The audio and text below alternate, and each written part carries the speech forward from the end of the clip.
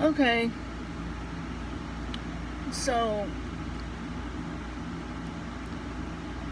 books aren't something that most people take seriously, because they're like, why would you sit and just read? That's like mental torture to me. And I don't, and my sister's one of those people that just doesn't like to read.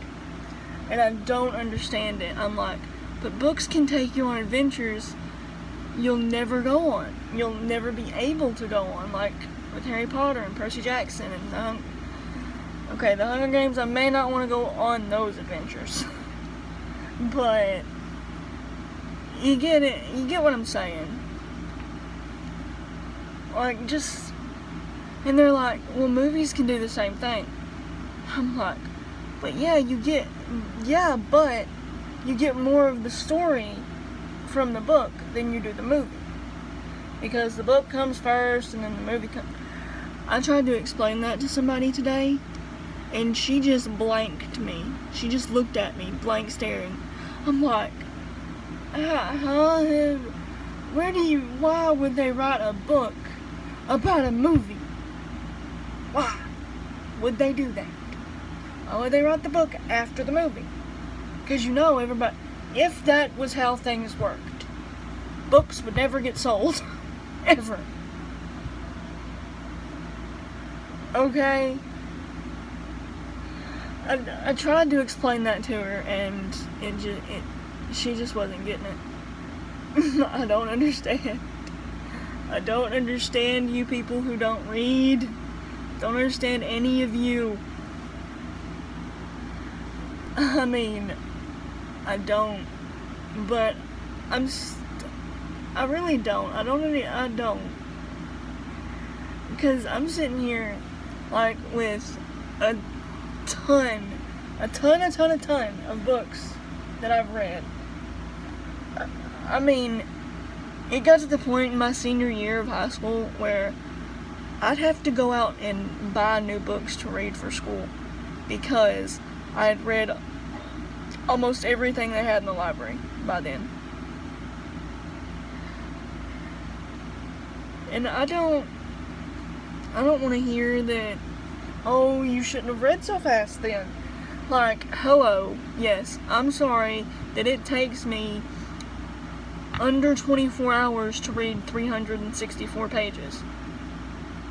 I'm sorry that it just takes you longer to read that because you lose interest. My imagination keeps pulling and pulling and pulling and pulling, and it's like, I have to know what happens next. I have to know what happens. So I end up reading it and finishing it, and I'm like, but I don't have a book for class now. Ah, crap. And that's what I learned when I was in, like, the 7th grade. I learned that I'm gonna have to carry a spare book with me wherever I go. And that's what I do now. Like, in my purse there are 2 books. One of them is mythological lore for my writing books, and the other one is The Trials of Apollo, Book 2, The Dark Prophecy, I think it's called. Yeah, that's what it's called. Yeah, I'll look in a minute. But it's just, I don't understand why I can read so fast. I just can. I don't understand. I don't understand a lot of things in this world, and I don't understand a lot of people in this world. But books, I understand. I may not understand the author, but books, I understand. I mean, somebody asked me one day, not that long ago, do you read just fiction or do you read nonfiction too? I'm like, yeah, I read nonfiction, yes. I read historical documents, biographies, that kind of thing. And then they asked, how can you do that? How can you read informative information? I said, there's a such thing as, I just looked at them and I'm like, you gotta find the right book for your personality, for one, for what you're into, because there are books for everything, I promise, there are. It's 2017, there are books for everything.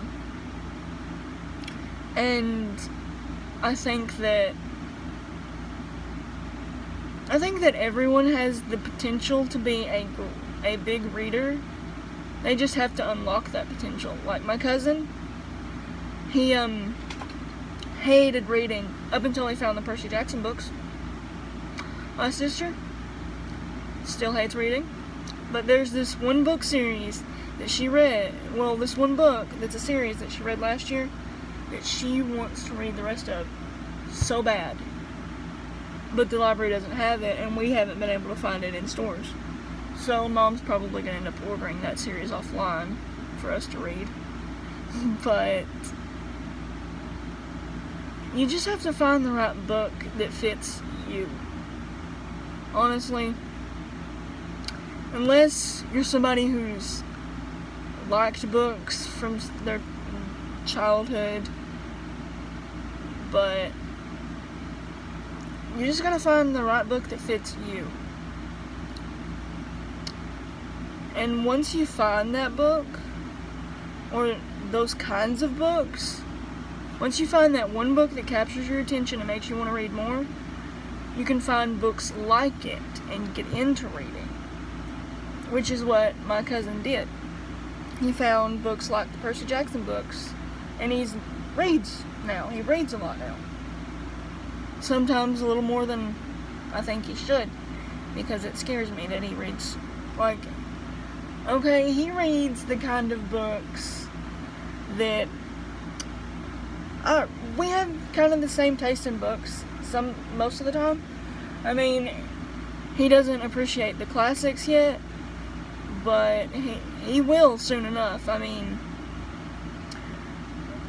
I'm the weird kid that read A Christmas Carol in the 4th grade. Yeah.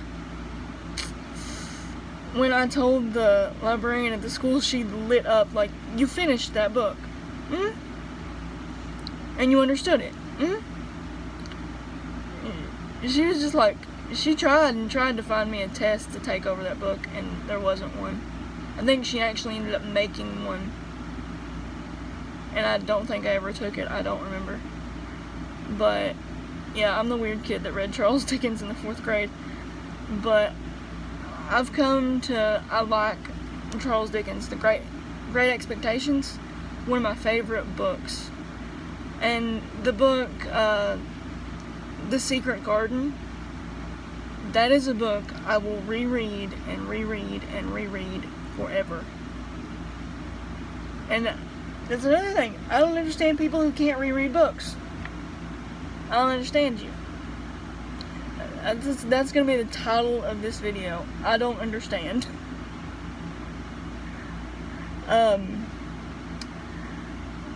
But things, you just, all I can say is find the book that fits you.